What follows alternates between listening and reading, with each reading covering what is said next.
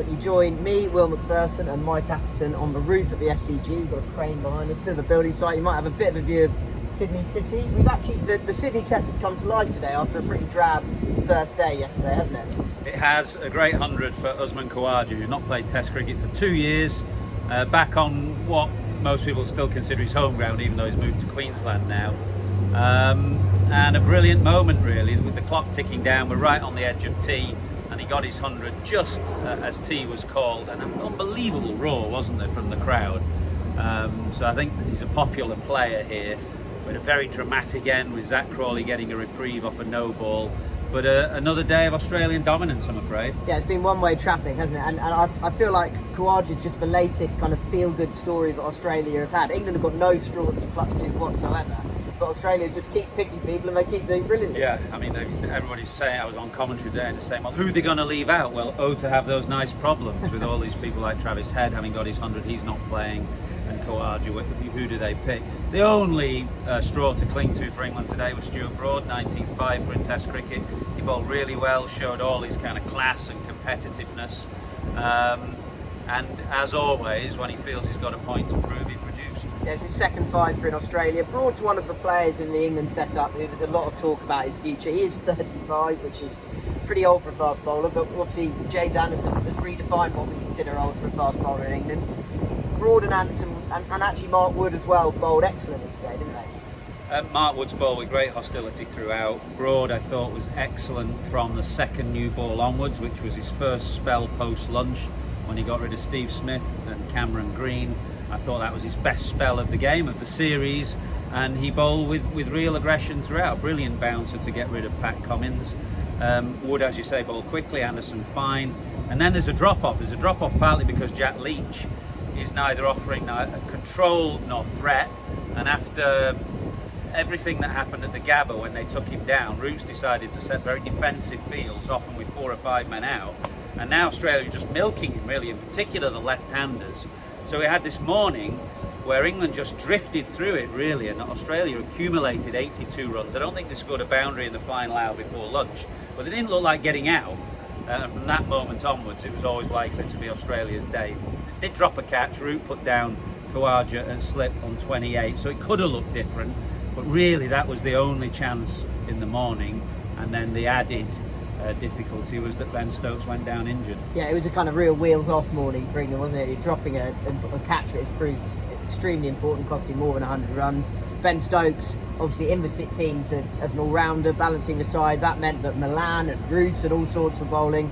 I mean, in the afternoon it got ugly for Leach because Root was taking wickets, and it just all kind of slipped away a little bit from England. But then Broad did just keep the meat, chipped away, took a wicket of Smith. Smith seemed absolutely certain to get 100, to the extent that he was umpiring the game in the morning. He was deciding when players would take the field and not because of the rain, and he got Cameron Green out as well. And again, when Root got carry, England, the door was ajar again, but he's come into the start with the bat. Well, Khawaja was just looking increasingly assured through the afternoon, and then that tail wagged. Very dangerous players, actually, Cummins and Stark, because they scored quickly, and they added just a little bit of pain at the end of the innings. But I thought it was the morning session where England just let things slip, really. After a promising evening when they picked up those 2 wickets the night before, you felt if they could have come out and taken some wickets, then they could have maybe kept Australia to a manageable score. So the way they let it drift, I thought, cost them. There were things to cling to. As I said, Broad bowled pretty well. But it's going to be difficult. There's enough happening in this pitch. And that first hour tomorrow is going to be tough, I think, for England's top order. Khawaja gave one of those strange interviews where the Spider Cam comes down and drinks, and he said, I wouldn't want to be batting last. We should probably just dwell on Khawaja for a moment, because it's a really lovely story, actually, isn't it? He's 35 now.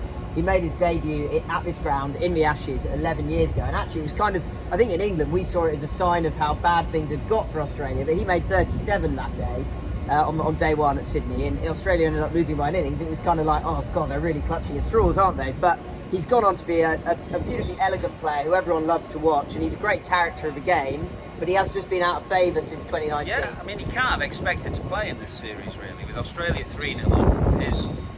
The man who took his place, the last place in the middle order, Travis Head, has got a big 100 at the Gabba, a good 100 there.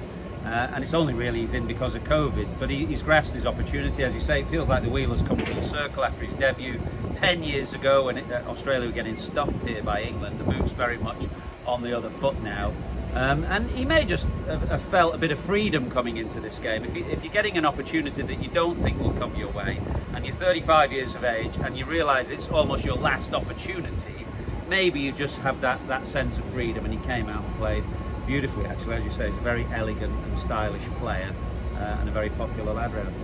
Just quickly, we should talk about that stunning passage at the end of the play. It wasn't quite like day 2 in Melbourne, when England had to survive an hour and lost 4 wickets.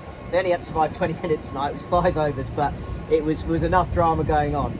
Yeah, and it looked lively. There was one ball from Pat Cummins that Zach Crawley left, and that flew straight over the wicket-keeper's head, virtually off just a short of a length, really. And then the nick, as Crawley pushed forward to Stark on the angle, good catch, Warner at slip, only to show that Stark overstepped the line. It just looked really difficult. I mean, it's a very hard passage of play to come in for the last 5 overs, the bowlers with their tails up. But it looked tough, there's plenty at the pitch, and that start tomorrow is going to be tough. Yeah, Australia got the game set up perfectly, and a couple more punishing days for England, you'd think. I suspect so, sadly.